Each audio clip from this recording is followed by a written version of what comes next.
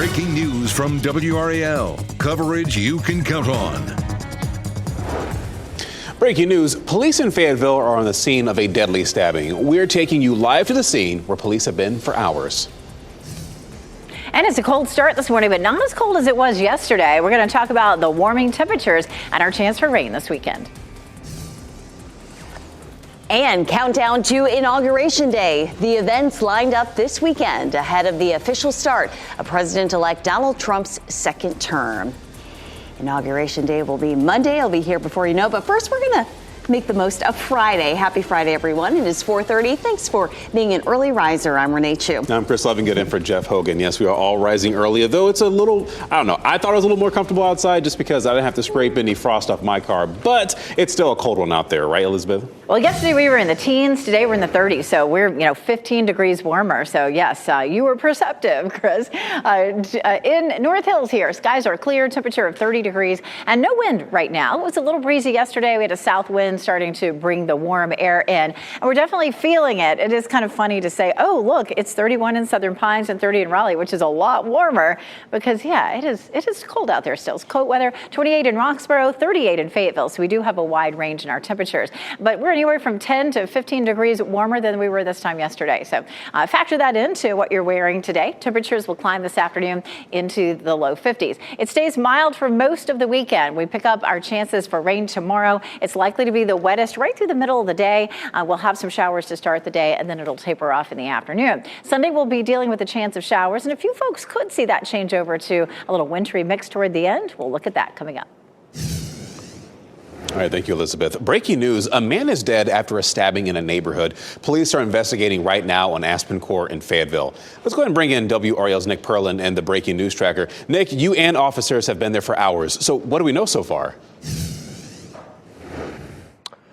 Well, Chris, we do know that a man was found stabbed at this house behind me, and Fayetteville police have been investigating the stabbing since before midnight. I want to show you some video here from the WRAL Breaking News Tracker. This is when we first arrived here, and you can see yellow crime scene tape blocking off this entire cul-de-sac here on Aspen Court. We know that Fayetteville police say when they arrived here just before midnight, they found a man with stab wounds, and sadly that man died. At this point in time, we're still working with Fayetteville police to figure out what led up to this stabbing, and if they know who stabbed this person. Forensics have been here for hours, so as we get more information from detectives, we'll be sure to update you throughout the morning. Live in Fayetteville, Nick Perlin, WRAL News. Investigators say an escaped inmate who is a registered sex offender is on the run in Duplin County. This is Kevin Worsham. Investigators say he escaped from a work release assignment yesterday evening in Teachie. That's not too far from Wallace and I-40. He was assigned to the Carteret Correctional Center. He was serving a sentence for failure to report an address change to the sex offender registry, as well as breaking and entering and larceny. He was scheduled to be released in December of this year. He's 5'10" and weighs about 180 pounds. If you see him, you can call 911. Today, the man accused of killing a 25-year-old woman whose body was found in Fayetteville will be in court. We're talking about 30-year-old Tyrell Searmans. He is charged with first-degree murder in Heather Williams' death. Nearly 2 weeks ago, William was last seen leaving her home and getting into this vehicle. Her body was found on January 10th in a wooded area. While her family was looking for her, Heather's sister called and texted with someone who was on Heather's phone log around the time she left the house for the last time. She asked him what car he drove and if he picked her up that night. And here was his response. He said that he had met her on Facebook dating or Facebook Messenger. I can't remember which he said. Met her on Facebook. And that he was going to hang out with her and that he hung out with her one night but couldn't remember if it was Saturday night. It just makes me angry. You do like to think that people wouldn't do something like this. Mary Williams later texted that person she called, and he put in writing, yes, the car I picked her up in was that car. She believes that's the same person who's been accused of killing her sister. Police wouldn't confirm that connection with WRAL or provide any other specifics on the case. Mary Williams hopes that what happened to her sister serves as a cautionary tale, that people you meet online aren't always who you think they are. The Santa Ana winds have died down across the greater Los Angeles area, and this is helping firefighters bring almost 40,000 acres of ongoing wildfires under control. As of this morning, the Palisades fire is 27% contained. The Eaton fire is 55% contained. The work to clean up entire neighborhoods that burned, that'll take months. People who live in Los Angeles County must wait at least another week before they can return to their homes. EPA teams are starting to remove hazardous materials from that area, and the mayor of Malibu also says the Pacific Coast Highway will be closed for weeks. That's for utility work and debris removal. A Durham man charged in 10 armed robberies over 3 days is in jail under a $500,000 bond. 30-year-old Tyler Usry had his first court appearance yesterday. One of the robberies he's charged with happened at the subway on Hillsborough Road. Employees tell WRAL Usry pretended to be a customer before threatening the cashiers. He ordered the sandwich. He acting like he's a customer, and he waiting for the first customer to go away, and then he come, and when he come to the cash register, and then say he just put like his hand inside the jacket. Usry has a lengthy criminal history. On top of these charges, with more than 30 convictions, 14 of them are violent crimes. His next court date is in February. Inauguration events begin this weekend for President-elect Donald Trump. Tomorrow, Trump will attend a reception and fireworks display at Trump National Golf Club, Virginia. The same day, Vice President-elect J.D. Vance will attend a reception for incoming cabinet members and host a dinner. On Sunday, Trump will hold a victory rally at Capital One Arena in Washington, D.C. Then on Monday, the Trumps will join the Bidens for tea at the White House. Later that day, the inauguration ceremony will happen on the west front of the U.S. Capitol. Nearly 250,000 people are expected to attend. The divisional round of the NFL playoffs starts tomorrow. The Houston Texans play the Kansas City Chiefs at 4:30 p.m. on ESPN. Later that day, the Washington Commanders will be in Detroit to play the Lions. Kickoff is at 8 on Fox 50. On Sunday, the LA Rams will travel to Philadelphia to play the Eagles. That one is on WRAL at 3. And the last game, the Buffalo Bills will host the Baltimore Ravens. Kickoff is at 6:30 p.m. Your time is 4:37. An explosion in the sky. We are going to show you the moments a SpaceX rocket exploded just after liftoff. A local tribute to David Lynch, where you can see a free screening of one of his films directed here in North Carolina. And we do want to give you a live look at Lewisburg this morning. Folks, it's another cold start, but not as cold as earlier this week. Meteorologist Elizabeth Gardner is tracking some rain for this weekend, and she'll time that out in just a bit. From the WRAL Severe Weather Center, North Carolina's most experienced team of meteorologists. It is 4:40 and we're taking a live look at Apex this morning. Skies are clear, temperatures are chilly, but not nearly as cold as they were yesterday. It's still coat weather out there, but some of the temperatures right now are above freezing. Look at this, 38 in Fayetteville, 36 Lewisburg, 39 in Tarboro, 35 in South Hill. But say Irwin is checking in at 28, and temperatures are also in the upper 20s up in Roxborough. So it's still cold enough for a coat out there. We're just not seeing quite the same Arctic air that we did yesterday. So heading out the door, yes, bundle up. It's cold out there, but not as cold as yesterday. Temperatures will be hovering, somewhere either side of freezing for this morning. We'll end up with a good bit of sunshine for today. Some increasing clouds late this afternoon, and it'll be a mild day with highs in the low 50s. Coming up, we're going to walk through our chances for rain this weekend. Several Massachusetts college students are facing charges because they're accused of luring a man to campus and framing him as a pedophile. The 5 18-year-olds made their first court appearances yesterday. The group is accused of conspiring to lure a man using the Tinder dating app to Assumption University. That's a private college in Worcester. This happened back in October. Now, once the man showed up, a mob of 40 other students confronted him. Police say this group held him against his will before chasing him out to his car while assaulting him. Their schoolmates say they are in shock of this. I was shocked, and my mom actually showed me the news article. It's just unfortunate that has to be the limelight of everything. Police say the teenagers were inspired by the To Catch a Predator trend on TikTok, just like the TV show. Investigators say the students used false pretenses to incite the mob, texting the group that the man was showing up to meet with an underage girl. There will be increased security for this year's Super Bowl in New Orleans after the New Year's terror attack. City officials say up to 1,000 law enforcement officers will be on Bourbon Street and beyond. NFL security officers say SWAT team members, armored vehicles, agents on rooftops, surveillance drones, and security cameras will all be in place. Other security measures include controlled airspace, evacuation measures, and screening technologies at event entry points. The Super Bowl is Sunday, February 9th. The Wake County Bomb Squad was called to investigate a suspicious package. This happened yesterday in the Willow Spring area. They say it was a closed box with a flashing red light inside. Nearby roads were closed as well. And then a robot and a dog helped investigate this package. A few hours later, deputies gave the all clear sign. Arkansas Representative Rick Crawford was chosen to be the next chairman of the House Intelligence Committee. House Speaker Mike Johnson made that announcement yesterday. Crawford will succeed Representative Mike Turner. The committee's role is to oversee intelligence and intelligence-related activities of several government and military agencies. This includes the CIA and the Marine Corps. The latest SpaceX launch didn't go quite as planned, but it did provide some spectacular views. SpaceX says that its Starship spacecraft exploded not long after its 7th test flight took off from South Texas. Clint Gerald was aboard the Carnival cruise ship Mardi Gras when the sky was suddenly sprinkled with this bizarre glittering light. He captured video of the craft breaking apart in the sky. The company says it will be reviewing data to better understand what happened. SpaceX is also urging people to contact the company directly if they believe they found a piece of hardware from their Starship.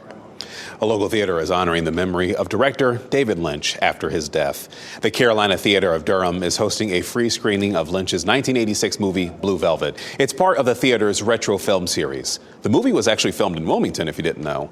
The screening is happening Tuesday at 7 p.m., and Lynch's family announced his death yesterday. He was 78 years old. Wake Tech is celebrating growth at its Wake Tech East location. The final steel beam was placed atop the new state-of-the-art Advanced Technology Center. The ceremony marked a milestone in the construction of the new home to the college's engineering and biotech degree programs. Leaders and officials gathered to sign the beam before it was put in place. They say the new building will help attract and grow manufacturing employers in the area. This facility and the technology and the skills of the faculty who will work in this facility will create even more competitive advantage for our region, for our students, for this end of Wake County, and for the entire state. The Advanced Technology Center will open to students next year. And happening right now in the WRAL Live Center, the Israeli Security Cabinet is expected to meet today to vote on the ceasefire and hostage deal with Hamas. That is what we are learning this morning. Now, this deal, it has to be approved by the full cabinet, which is set to meet on Saturday. So this deal would likely not take effect until Monday. The vote was delayed yesterday after Prime Minister Benjamin Netanyahu accused Hamas of seeking last-minute concessions, which they denied. Netanyahu later said he was informed by his negotiating team that agreements on the hostage deal had been reached. Again, the Israeli Security Cabinet expected to meet today.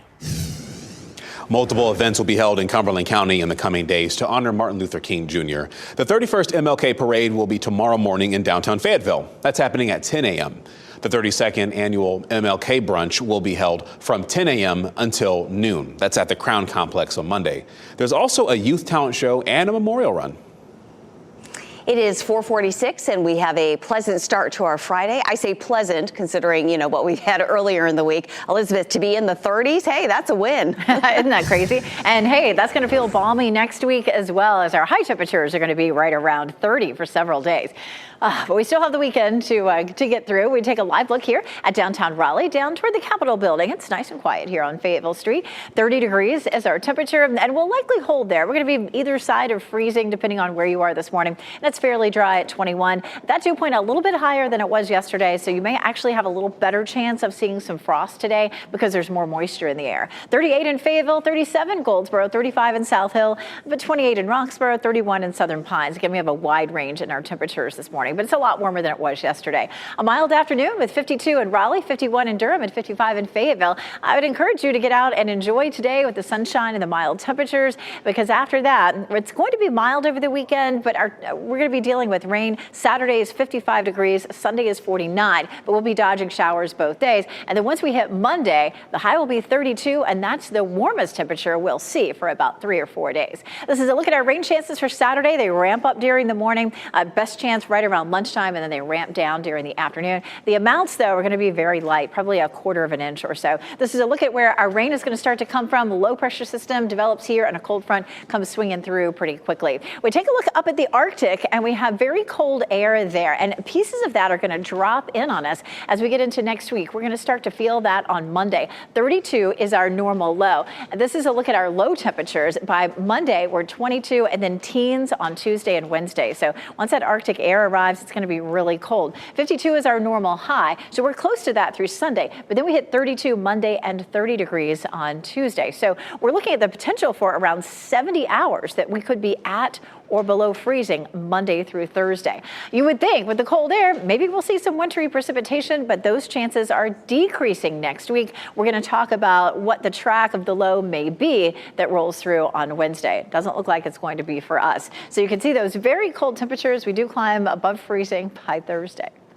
Low in the teens. Thanks. I hate it. All right, time is 4:48. Braving the cold for the sake of artwork. We're going to show you some of this artwork featured in this year's World Snow Sculpting Championship in Minnesota. No Shoes Nation is heading to Vegas. We'll tell you about Kenny Chesney's latest gig that's taking him to Sin City.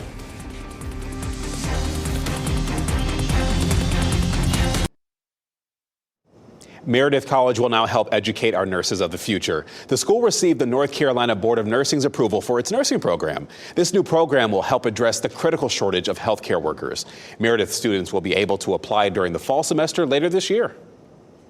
Just in the last week, automatic external defibrillators, or AEDs, have saved the lives of at least 2 people in the Triangle. One incident happened at the Durham County Courthouse, the other at Pullen Aquatic Center in Raleigh.